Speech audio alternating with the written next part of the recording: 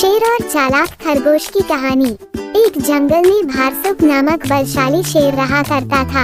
वह रोज शिकार पर निकलता और जंगल के जानवरों का शिकार कर अपनी भूख शांत करता था। एक साथ वो कई जानवरों को मार देता। ऐसे में जंगल में जानवरों की संख्या दिन पर दिन कम होने लगी। डरे हुए जानवरों ने इस समस्या से निपटने के लिए सभा बुलाए। वहाँ निर्णय लिया गया कि शेर से मिलकर इस विषय पर बात की जानी चाहिए। इसके लिए जानवरों का एक दल बनाया गया। अगले दिन वह दल शेर से मिलने पहुंचा। शेर ने जब इतने सारे जानवरों को अपनी गुफा की ओर आते देखा तो आश्चर्य में पड़ गया। वह गुफा से बाहर आया और गरज कर जानवरों के दल से वहां आने का कारण पूछा। दल का मुखिया डरते डरते बोला, वनराज, आप तो वन के राजा हैं। हम सभी आपकी प्रजा है। आज आपकी प्रजा आपसे एक विनती करने आई है। कैसी विनती? शेर ने पूछा। वनराज, आप रोज शिकार पर निकलते हैं और कई जानवरों को मार देते हैं। आप उन सभी मरे हुए जानवरों का भक्षण भी नहीं कर पाते। हम सबका विचार था कि आपकी भूख मिटाने यदि रोज एक जानवर आपके पास भेज दिया जाए तो आपको भी आराम रहेगा और हम भी भयमुक्त रहेंगे। शेर को बिना मेहनत शिकार प्राप्त हो रहा था, इसलिए उसने ये निवेदन स्वीकार कर लिया, किंतु साथ ही चेतावनी भी दी कि जिस दिन उसके पास जानवर नहीं पहुंचेगा उस दिन वह सबको मार डालेगा। उस दिन के बाद से प्रतिदिन एक जानवर का चुनाव कर उसे शेर के पास भेजा जाने लगा। अब शेर दिन भर गुफा में पड़ा आराम करता रहता। परिणाम स्वरूप अन्य जानवर जंगल में सुकून से जीवन जीने लगे। एक दिन शेर का भोजन बनने की एक खरगोश है की बारी आई। खरगोश शेर की गुफा की ओर चल तो पड़ा, किंतु मृत्यु निकट होने के कारण वह अत्यंत भयभीत था। वह धीरे धीरे कदम बढ़ाता हुआ चला जा रहा था, साथ ही किसी तरह अपने प्राण बचाने का उपाय भी सोचता जा रहा था। चलते चलते रास्ते में एक कुआं पड़ा। कुएं के पास जाकर जब खरगोश ने उसमें झांका तो उसे अपनी परछाई दिखाई पड़ी।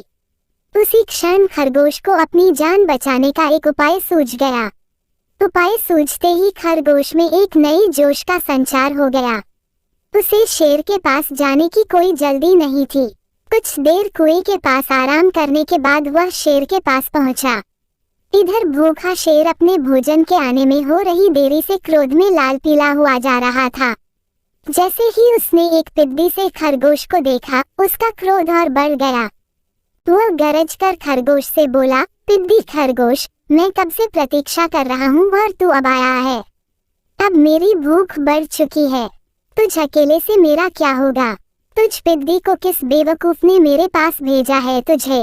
तेरे बाद अब मैं उसे भी मारकर खा जाऊंगा। खरगोश हाथ जोड़कर गिड़गिड़ाया, वनराज, देरी के लिए मुझे क्षमा करें। विश्वास करिए इसमें न मेरा दोष है, न ही मुझे भेजने वाले का।